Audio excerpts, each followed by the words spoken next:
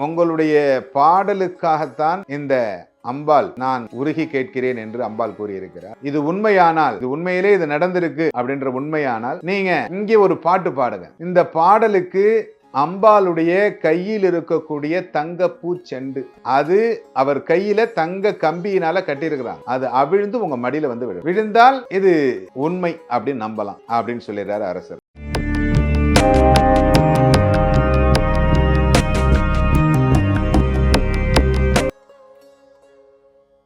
இவரும் பாட ஆரம்பிக்கிறார். முதல் பாடல், இரண்டாவது பாடல்.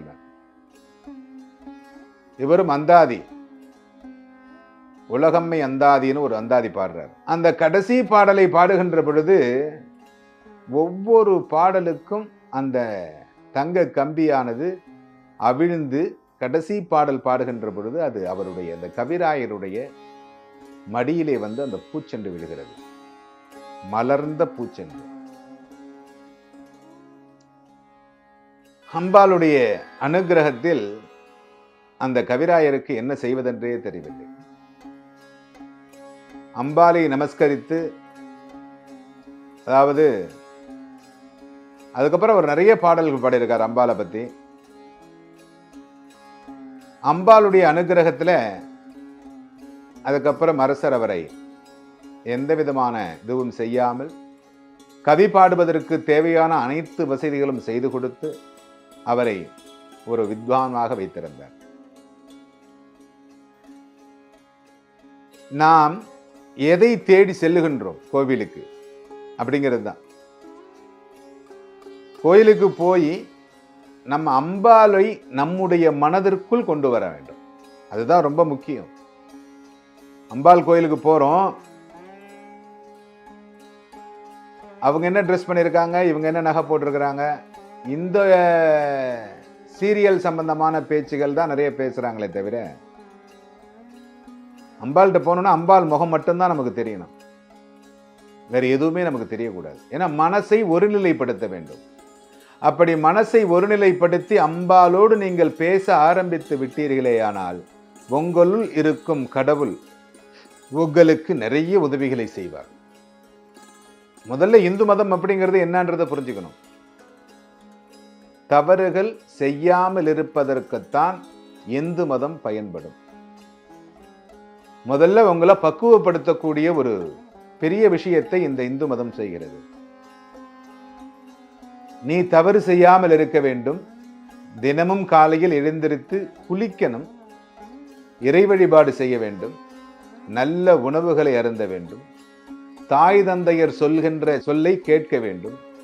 இதையெல்லாம் நம்முடைய மதத்தினுடைய ஒரு கோட்பாடாக வைத்திருக்கிறார்கள். இந்த பாபநாசம் சிவனுடைய ஆளுமையில் இருக்கக்கூடிய சிவன் கோயில்.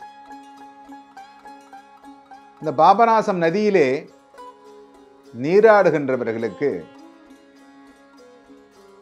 3 ஜென்மத்தினுடைய தோஷங்கள் நிவர்த்தியாகும். உலகாம்பிகை அப்படிங்கிறது இந்த அம்பாளுடைய பெயர். நாம தான் முதல்லயே வந்து உங்களுக்கு உலக நாயகன் அப்படின்னு சொன்னேன். அதுக்கு காரணம் என்ன அப்படின்னா, உலகத்தையே ஆண்டவள் இந்த அம்பாள் மீனாட்சி. கீழே 7 உலகங்களை தன்வயப்படுத்தி சிவலோகத்திற்கு சென்று சிவலோகத்தில் சிவபெருமானிடத்திலே சென்று போரிட தயாரானவள் பார்வதி. அப்படிப்பட்ட உலகாம்பிகை இந்த அம்பாளுடைய நிறைய விஷயங்கள் கூறியிருப்பினும் இன்றைய தினம் மருத்துவ உலகில் நிறைய போராட்டத்தோடு நடக்கின்ற ஒரு விஷயம் குழந்தை பாக்கியம் என்கிறார்கள். இந்த உலகாம்பிகை நீங்கள் 16 முறை, அதாவது ஒரு அமாவாசையிலிருந்து பௌர்ணமி வரை இருக்கக்கூடிய திதிகள் 16. இந்த 16 நாட்கள் அங்கே தங்கி நெய் தீபம் ஏற்றி அம்பாளுக்கு மாவிளக்கு, உங்களுடைய வயிற்றுல வந்து மாவிளக்கு போடணும். அப்படி மாவிளக்கு போட்டு பிரார்த்தனை செய்தீர்களே ஆனால் கண்டிப்பாக அடுத்த 3 மாதத்தில் உங்களுக்கு குழந்தை பிறக்கும். 3 மாதத்தில் நீங்கள் கருவுறுவீர்கள். இது நிதர்சனமான உண்மைகளே.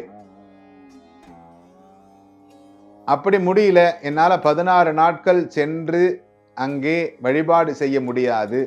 ஏன்னா 16 நாள் போய் அங்க தங்குறதுங்கிறது கஷ்டம். அந்த ஊர் மக்களாக இருந்தால் மட்டுமே இதை செய்ய முடியும்.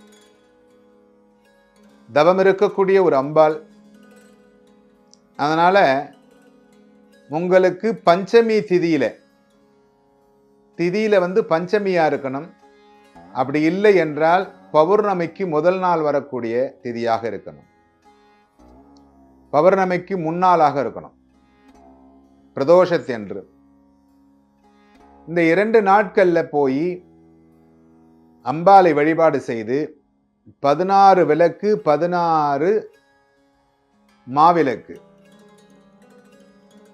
ஏற்றி அம்பாளை வழிபாடு செய்தீர்களே என்றால் கண்டிப்பாக குழந்தை பாக்கியத்தை தரக்கூடியவளாக இந்த உலகாம்பிகை இருக்கிறாள். நீங்களும் சென்று இந்த உலகாம்பியை வழிபாடு செய்து புத்திர பேறு பெற்று சிறப்புடன் வாழ வேண்டும் என்று அன்புடன் வேண்டிக் கொள்கிறோம்.